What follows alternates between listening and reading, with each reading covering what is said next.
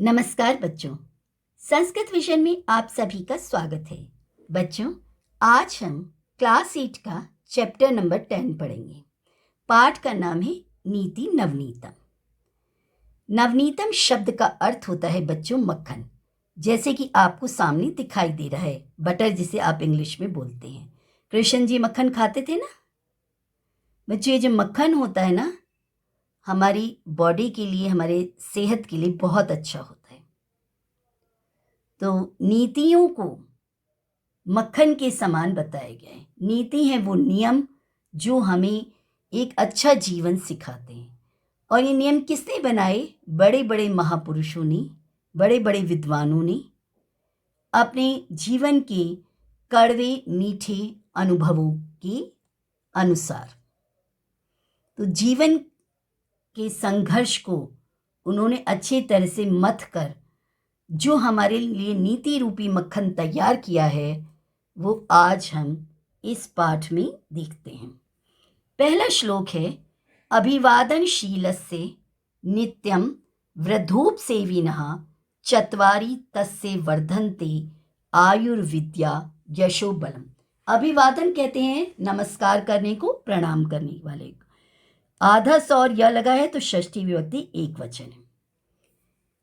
जो अभिवादन करता है उस व्यक्ति की बात बताई जा रही है। और क्या करता है? वृद्ध मतलब बूढ़े व्यक्ति, यानी कि बड़े व्यक्ति जो हमारे से एज में बड़े हैं। उपसेविना उनकी सेवा करता है, इसमें भी षष्ठी विभक्ति है। नित्यम यानी कि प्रतिदिन, हमेशा। जो रेगुलरली नमस्कार करता है और बड़ों की सेवा करता है। चत्वारी चार, तस्से उसकी, वर्धनते बढ़ जाते हैं। उसकी चार वस्तुएं अर्थात उसके चार गुण बढ़ जाते हैं, 4 क्वालिटीज उसके अंदर आ जाती हैं। पहले है आयु, उसकी एज बढ़ जाती है। दूसरा है विद्या, उसकी नॉलेज बढ़ जाती है। तीसरा है यश, उसका नाम फेमस हो जाता है। बल, वह स्ट्रांग बन जाता है फिजिकली। तो बच्चों, ये कैसे होता है? ये खाली किताब में लिखी ये शब्द नहीं है, ये प्रैक्टिकली और साइंटिफिकली भी प्रूफ है। देखिए, आप सामने देखिए, एक बच्चा नमस्कार कर रहा है। आपको लग रहा है ना कि एक एक्सरसाइज हो रही है? करेक्ट। जब हम किसी को नमस्कार करते हैं तो हमारी एक एक्सरसाइज होती है। इसको जब दोनों हाथ जब ज्वाइन किए जाते हैं तो इसको अंजलि मुद्रा भी कहा जाता है। ये योग का प्रकार है। अब्रॉड में इसको एक अच्छा आसन माना गया है, योगासन माना गया है। तो ये कई बार देखने में आया कि बहुत ही ये हेल्पफुल होता है। इससे क्या होता है, साइंटिफिकली क्या रीज़न है कि कैसे एज बढ़ती है। बच्चे, जब दोनों हाथ ज्वाइन किए जाते हैं तो जो फिंगर की जो टिप्स हैं, दोनों हाथों के जो फिंगर टिप्स होते हैं, उनसे एक एक्यूप्रेशर पड़ता है बहुत अच्छा, जिससे हमारे ईयर, नोज, थ्रोट और ब्रेन, इनमें अच्छा सर्कुलेशन होने लगता है और ये शार्प होता है। हमारी मेमोरी शार्प होती है, हमारा ब्लड सर्कुलेशन ठीक होता है, हमारी ईयर, नोज, थ्रोट, इनकी जो प्रॉब्लम्स होती हैं वो ठीक होने लगती हैं। उनके लिए ये एक अच्छी एक्सरसाइज है। और हमारा हृदय स्वस्थ होता है, क्योंकि जब नमस्कार करते हैं तो ज्वाइन करते समय ये हार्ट के पास हमारे दोनों हैंड ज्वाइन होते हैं। तो बच्चों, इससे जब हमारी सेहत ठीक रहेगी तो हमारी आयु बढ़ती है। तो इस तरह से हमारी बढ़ी आयु। अब विद्या, जैसी संगति होती है बच्चों, वैसा ही इंसान बनता है। जब हम अच्छे लोगों की संगति प्राप्त करते हैं तो हम भी अच्छे हो जाते हैं, हमारे अंदर अच्छे गुण आते हैं। जब हम किसी डांसर से बात करते हैं, उसको प्रणाम करते हैं, तो वो अपने डांस के एक्सपीरियंस बताते हैं, डांस के टैलेंट बताते हैं कि हम कैसे सक्सेस हुए लाइफ। किसी सेलिब्रिटी से बात करते हैं तो वो अपने लाइफ बताते हैं। किसी टीचर से बात करते हैं तो वो अपना बताएंगे। पेरेंट्स से बात करोगे, पेरेंट्स अपना बताएंगे। तो जब आप उनके पास बैठोगे, उनकी सेवा करोगे, उनका प्रिय कार्य करोगे, तो आप उनसे अच्छी अच्छी बातें सीखोगे, तो आपको मिलेगी नॉलेज। फिर विद्या मिली, आयु मिले, और जितना जो स्वभाव से नम्र होता है ना, उसको उतनी ज़्यादा नॉलेज होती है, और जिसको जितनी ज़्यादा नॉलेज होती है ना, वो उतना ज़्यादा पोलाइट नेचर का हो जाता है। फिर मिलता है यश। यश होता है वो प्रसिद्धि को प्राप्त कर जाता है बच्चे। जब आपकी नॉलेज अच्छी हो जाती है तो बच्चे आप आंसर शीट पर अच्छे अच्छे आंसर लिखते हो।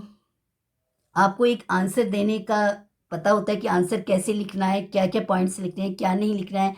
और जब आंसर शीट के टॉप पर आपका स्कोर अच्छा लिखा होता है तो आपके लिए क्लैपिंग होती है, क्लास में आपका नाम फेमस हो जाता है और आपकी टीचर्स और पेरेंट्स दोनों खुश हो जाते हैं। सबसे ज़्यादा खुश आप होते हो क्योंकि आपका नाम यश को प्राप्त हो रहा होता है।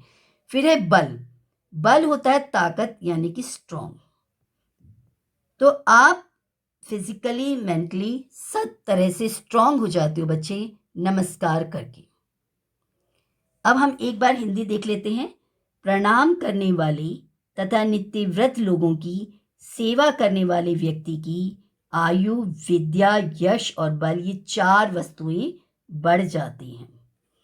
यम माता पितरौ क्लेशम सहेते संभवे नृणाम न तस्य निष्कृति शक्यः कर्तुम वर्षतैरपि। क्लेशम है कष्ट, दुख। यम मतलब जिसको, जिस कष्ट को सहेते सहन करते हैं। सहेते मतलब सहन करते हैं। जिस पेन को पेरेंट्स सहन करते हैं। कब सहन करते हैं? नृणाम मनुष्यों की। तो नृ शब्द का अर्थ होता है बच्चों मनुष्य, और नृणाम है षष्ठी विभक्ति बहुवचन जिसका अर्थ है मनुष्यों की।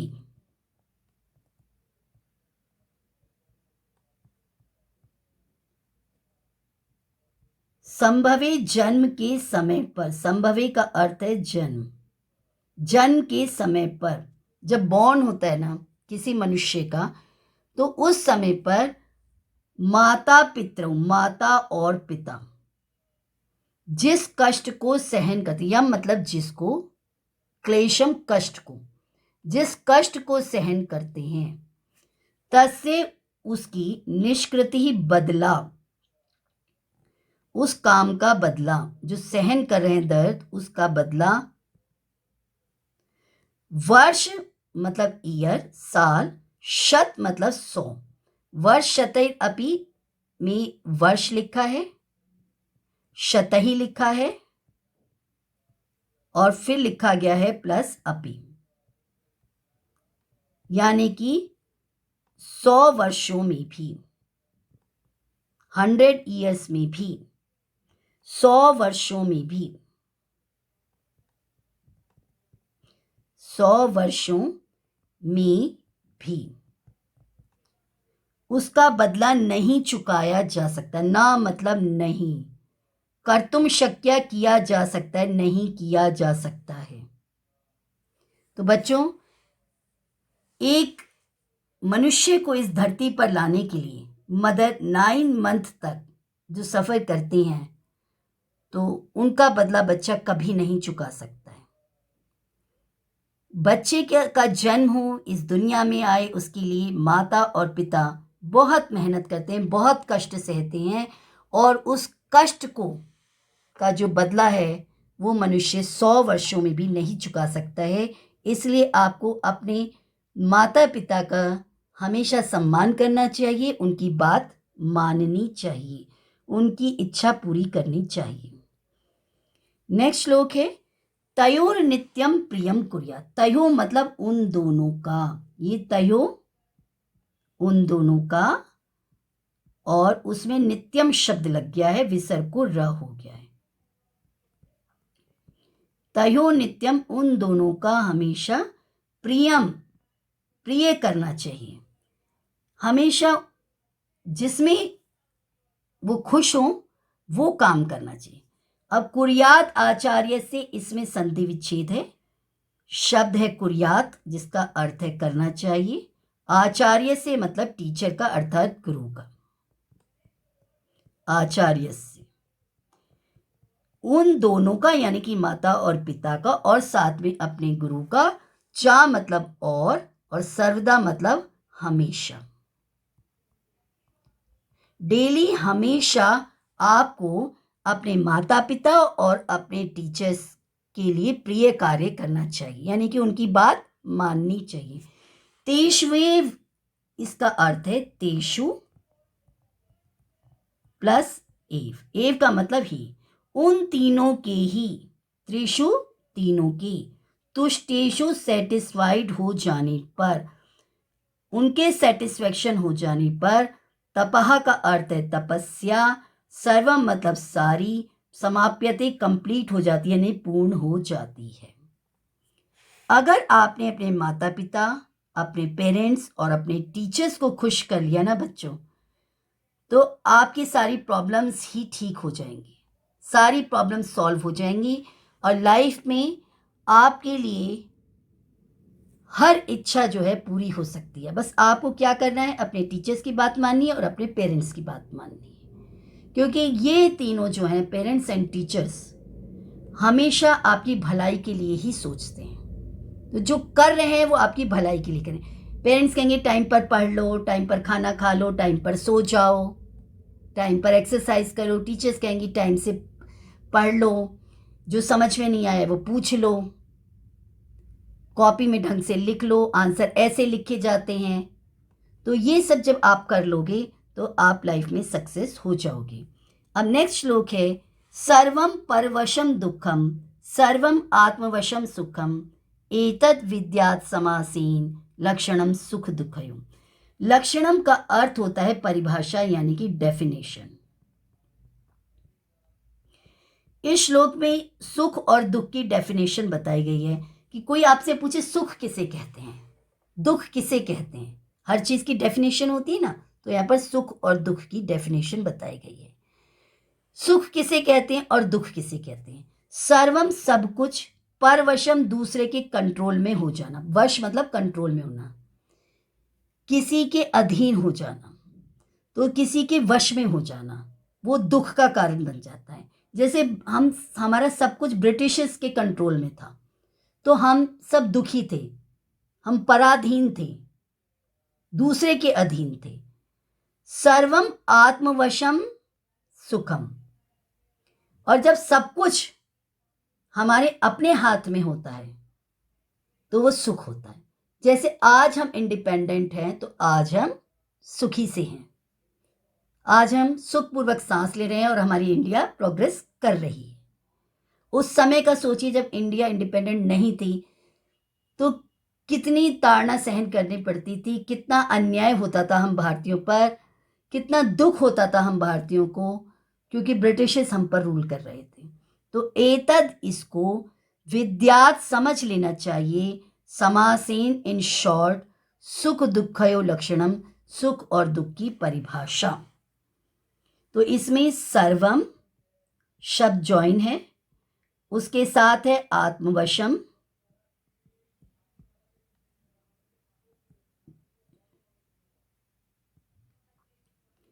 विद्यात समासेन में वर्ड ज्वाइन है विद्यात,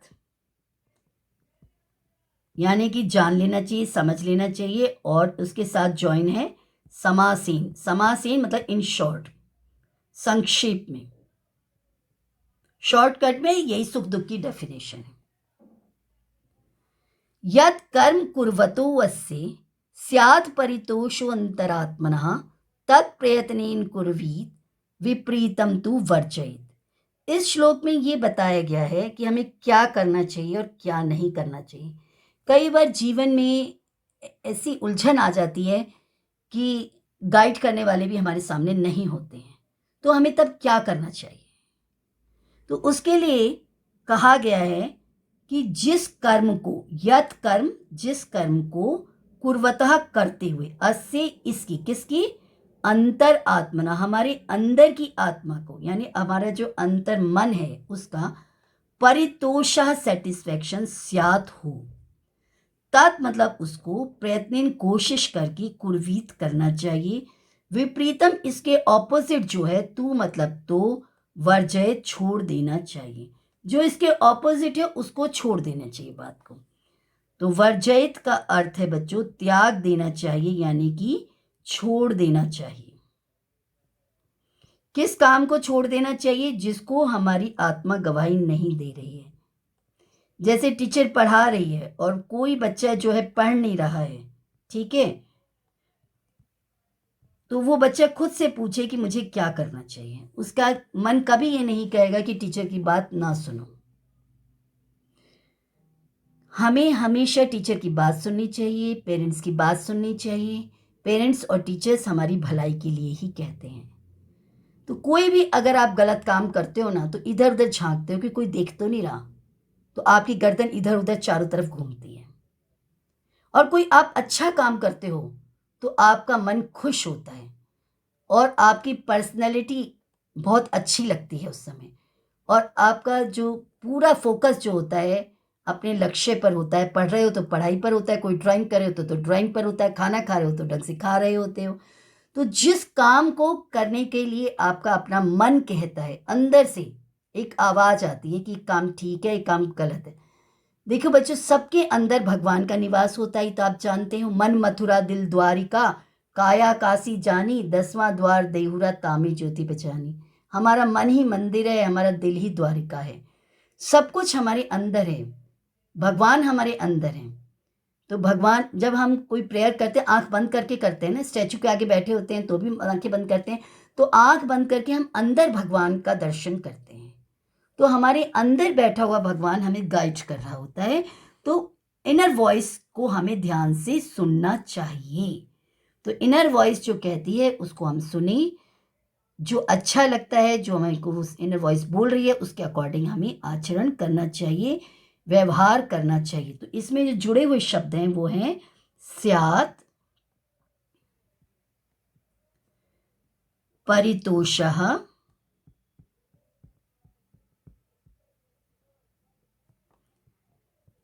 अंतर आत्मनः। अंतर प्लस आत्मनः है। फिर है तत्प्रयत्नेन, उसको, और वर्जयत का मतलब छोड़ देना चाहिए। तो जिस कार्य को करते हुए अंतर आत्मा को संतोष होता हो, सेटिस्फेक्शन होता हो, उसे प्रयत्न पूर्वक करना चाहिए। कुर्वीत मतलब करना चाहिए। कुर्वीत शब्द है जिसका अर्थ होता है करना चाहिए। जिस काम को हमारी इनर वॉइस कहती है कि हमें करना है तो उसे करना चाहिए, क्योंकि इनर वॉइस कभी मिसगाइड नहीं करती है अगर हम ध्यान से सुनते हैं तो।